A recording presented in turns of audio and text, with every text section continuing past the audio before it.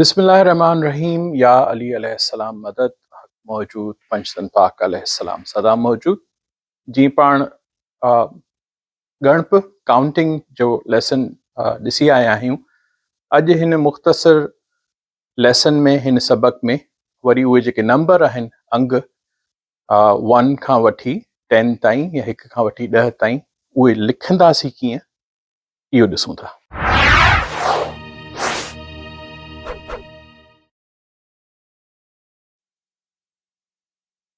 जीअं पाण अॻ में इंग्लिश अल्फ़ाबेट्स या ABCD लिखण जी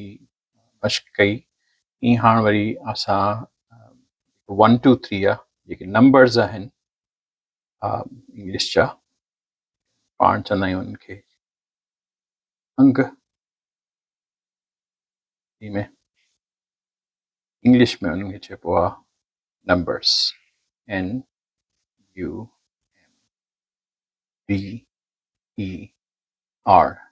हिकु नंबर जे लाइ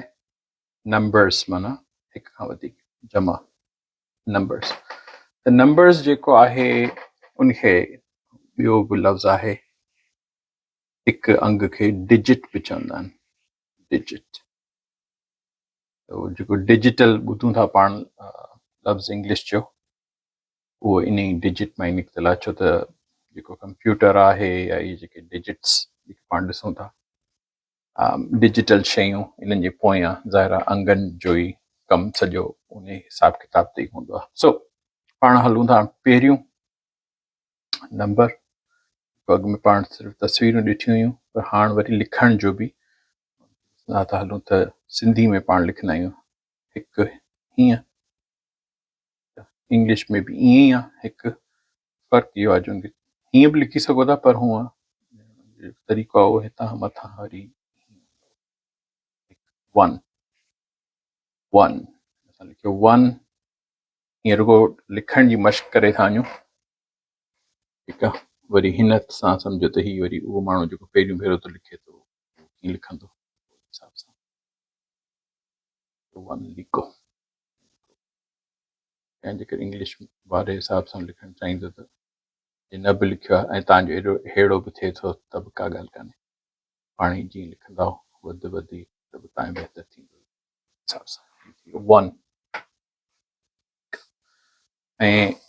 वरी साॻियो ई हाणे असां 2 सिंधी में जी पाण 2 लिखंदा आहियूं हीअं। इंग्लिश में 2 जेको आहे असां लिखंदासीं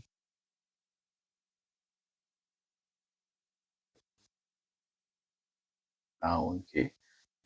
ज़हन में विहारण जे लाइ ख़ासि तौर उहे असांजा शागिर्द जिन न लिखियो आहे, तव्हां ज़हन में विहारण लाइ मिटी ते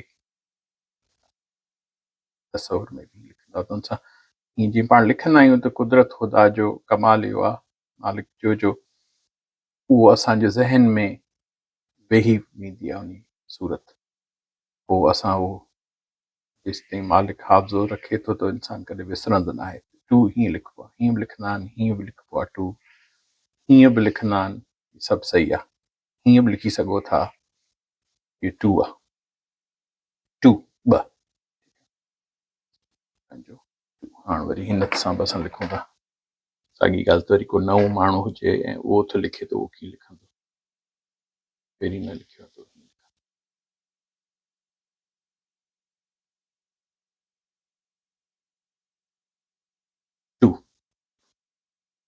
2 थी वियो।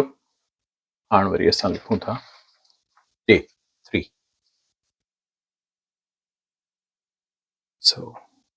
टे पाण सिंधी में लिखंदा आहियूं हीअं करे, इंग्लिश में पाण 3 लिखंदासीं 3।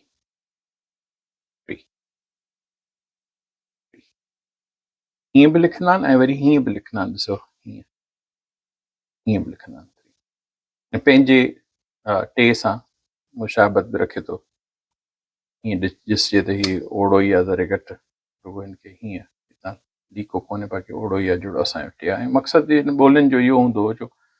जेके इंसानु सूरतूं ॾेईंदो हो शुरू खां वठी लफ़्ज़नि खे हुन में को न को मंतक हूंदो त 3 में या 2 में तव्हां ॾिसो त ओड़े हिसाब सां ही हिकिड़ो हिन हिकिड़ी हिन जी हिकु ही थी चुंब चओ या जेको बि मुंहुं चओ ॾंद चओ हिकिड़ो ही थियो हिकिड़ो ही थियो किन किन लफ़्ज़नि में या अखरनि या अंग में अजब ॾिसण में अचे थो जंहिंमां ख़बर पए थी थो जॾहिं बि उहे ठाहिया विया त उते छा मंतक हो त 2 में ॾिसो त 2 ई आहिनि या हिकु आहे त उहो ॾिसो हिकु ई आहे सो ही थियो असांजो नंबर 3 1 2 3 हीअं लिखंदासीं वरी पाण कयूं आङुर सां ते हीअं थींदो असां आङुर सां करे सघूं ऐं वरी हिते सियाही या मस उहा बि इस्तेमालु कयां पियो ॾिसो त अगरि असां हीअं लिखूं हीअं थींदो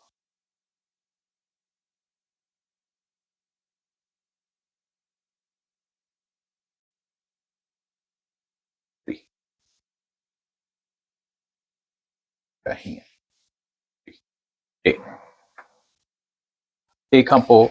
हाणे असां ॾिसंदासीं 4 नंबर 4 1 2 3 ऐं 4 सिंधी में पाण 4 जेको आहे हीअं अरबी में बि ईअं लिखनि था या वरी हीअं बि लिखिबो आहे 4 भाङे उर्दू में तव्हां ॾिसंदव त 4 हीअं लिखियलु हूंदो ऐं सिंधी में या अरबी में 4 तव्हांखे हीअं लिखियलु मिलंदो त 4 नंबर 4 ऐं इंग्लिश में पाण 4 जेको आहे उहो 4 हीअं बि लिखिबो आहे हीअं बि लिखंदा आहिनि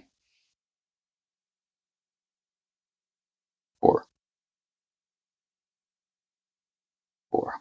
तव्हां हीअं बि लिखी सघो था 4 हीअं बि लिखी ईंदा आहिनि माण्हू ईअं बि ठीकु आहे हाणे वरी असां हिन सां बि लिखूं था प्रैक्टिस था करायूं हिन सां लिखण जी 4 असां 4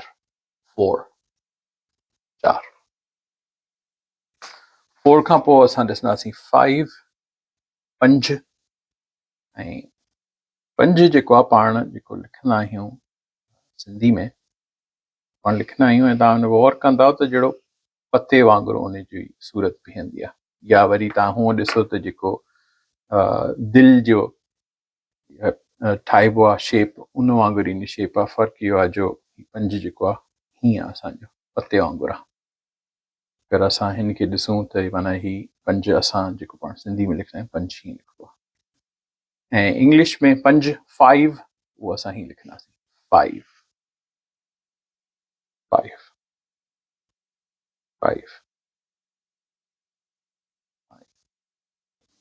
हीअं करे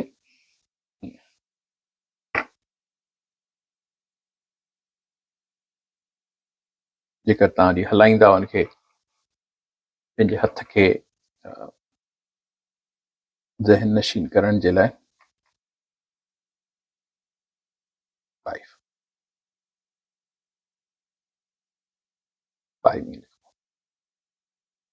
5 असां ईअं लिखंदासीं ऐं वरी हिन सां बि असां लिखी वञूं 5 जेको आहे असां हीअं लिखंदासीं ईअं लेटर एस जहिड़ो आहे पर छो त एस सां मिली न वञे उन में त इन करे ईअं एस सफ़ा हीअं न लिखंदा आहियूं हूअं त एस जेको लेटर पाण पढ़ियो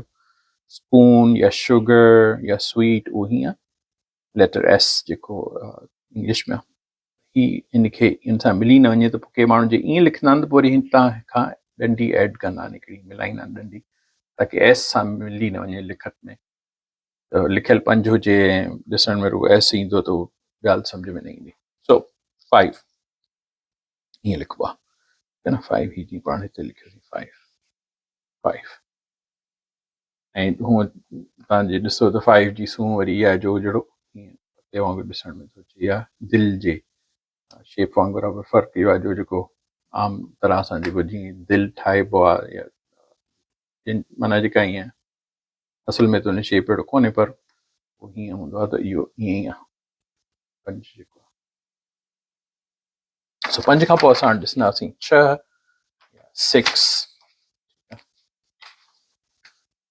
6 जेको आहे उहो सिंधी में पाण 6 लिखंदा आहियूं हीअं ऐं इंग्लिश में 6 जेको आहे उहो असां लिखंदा आहियूं, या नंबर 6 जेको लिखंदा आहियूं उहो असां 6 6 ईअं बि लिखंदा आहिनि, पर ही घणो करे ॼण जेको कंप्यूटर में लिखजी ईअं ईंदो आहे, या नंबर ईअं लिखजी ईंदो आहे, या हीअं लिखियलु हूंदो आहे सफ़ा, पर मक़सदु इहो साॻियो ई आहे, 6 ई आहे, 6 6 हिन सां बि लिखूं कीअं लिखबो 6 6 6 खां पोइ 7 7 जेको पाण लिखंदा आहियूं उहो हीअं बि लिखियो वेंदो आहे ऐं हीअं बि लिखियो वेंदो आहे। घणे भाङे तव्हां उर्दू में ॾिसंदा त 7 हीअं लिखंदा आहिनि, पाण वटि सिंधी तोड़ अरबी में 7 जेको आहे उहो हीअं लिखबो आहे, नंबर 7 जेके चइजे 7 नंबर 7 जेको आहे उहो असां लिखंदासीं हीअं, घणे भाङे हीअं बि लिखंदा आहिनि ऐं के वरी उनखे हीअं लिखी वरी उनखे हीअं लीको बि ॾींदा आहिनि, सभु सही आहे, हीअं बि ठीकु आहे, 7 हीअं बि सही आहे, 7 7 माना 7 उहो हीअं बि ठीकु आहे, हीअं बि लिखबो आहे। सो हाणे असांजो 7 हीअं लिखंदासीं 7। हिकु तव्हांखे या तव्हां सारो त पाण एल जॾहिं लिखियो पिए, एल फॉर लेमन या जीअं लीमू चवंदा आहियूं, उहो बि ईअं हीअं थी थो वञे, पर हीअ वरी उबतो कजे त एल जहिड़ो थो ॾिसण में अचे, जेकर हीअं कजे त ही लेटर 7 आहे, नंबर 7 लेटर न सॉरी नंबर 7 लेटर एल, हीअं कजे त ही एल आहे। 7 7 खां पोइ हाणे पाण ॾिसंदासीं 8 8 माना 8 8 पंहिंजो पाण जेके लिखूं था 8 सिंधी में ऐं हीअं 8 अरबी में बि हीअं आहे, उर्दू में बि हीअं। इंग्लिश में जेको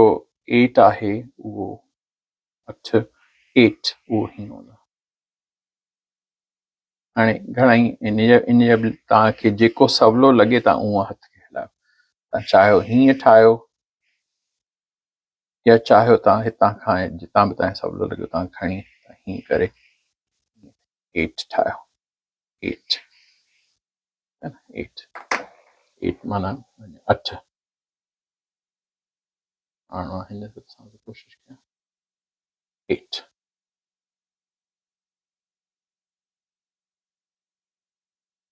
नंबर 8 8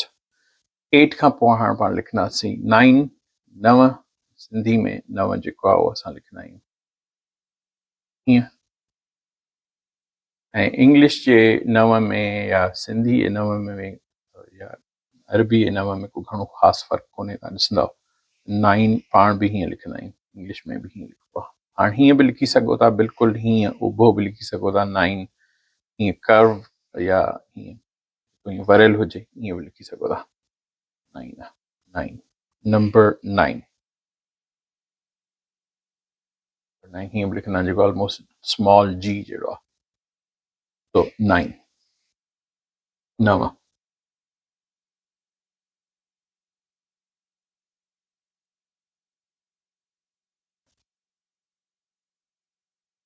9 नंबर 9 ऐं 10 उहो उअं ई आहे जीअं अॻिमें पाण जो ज़िक्र कयोसीं उन लेसन में, त पाण त सिंधी में लिखंदा आहियूं 10 हीअं करे 10 हीअं। इंग्लिश में बि ईअं ई आहे, सिर्फ़ु फ़र्क़ु इहो आहे जो असांजो ही जेको आहे इंग्लिश में असां 0 हीअं लिखंदा आहियूं, 0 ॿुड़ी जंहिंखे पाण चवंदा आहियूं 10 इहो 10 आहे, ठीकु आहे 10 हाणे हीअं लिखो 10 वरी ईअं। ऐं जो कमाल इहो आहे जो ॻाल्हि ॿिए पासे न वञे, पर मुख़्तसर ॿुधाईंदो हलां त ॿुड़ी जॾहिं पाण हिन पासे 0 जॾहिं हिन पासे लिखिबो आहे नंबर जे, त ॿुड़ी जी का हैसियत न हूंदी आहे ऐं ही नंबर उहो पंहिंजी हैसियत में रहंदो आहे। जॾहिं ॿुड़ी हिन पासे लॻंदी आहे,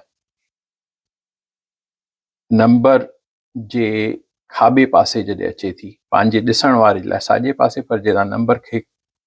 जे पासे खां ॾिसंदा त नंबर जे खाॿे पासे पंहिंजे त साॼे पासे आई। जॾहिं ॿुड़ी हिन पासे लॻंदी आहे त हिन नंबर जो जेको क़दुरु आहे या जेको वज़न आहे उहो वधी वेंदो आहे। मिसाल, हूअं अगरि हीअं लिखियलु हुजे त ही पढ़बो 1, 0 न पढ़बो। हीअं अगरि हीअं लिखियलु हुजे त पढ़बो 2 ई स्टिल, 20 न पढ़बो या 20 न पढ़बो, ही हिकु ई पढ़बो। पर साॻे हिसाब सां अगरि ही हिकु हेॾां हुजे ऐं 0 हिते हुजे त हाणे हिकु न पढ़बो, हाणे पढ़बो 10, 10। ईअं ई 0 हेॾां अची वञेसि त पढ़बो 2 न पढ़बो 20। तव्हां ॾिसो त हुनजी क़दुरु जेका आहे ऐं उन वज़न केॾो वधी थो वञे। सो इहो मिसाल अगरि साॻियो ई 10 खे हिकिड़ी ॿी ॿुड़ी हेॾां हणी छॾो त 100 थींदो, 100। पर हेॾां अगरि ॿुड़ी हणो त कुझु कोन रहंदो, 10 जो 10 ई रहंदो। इहो बि हिसाब किताब में इहे शयूं बि आहिनि। सो अॼोको पंहिंजो जेको सबक़ु आहे या जेका पंहिंजी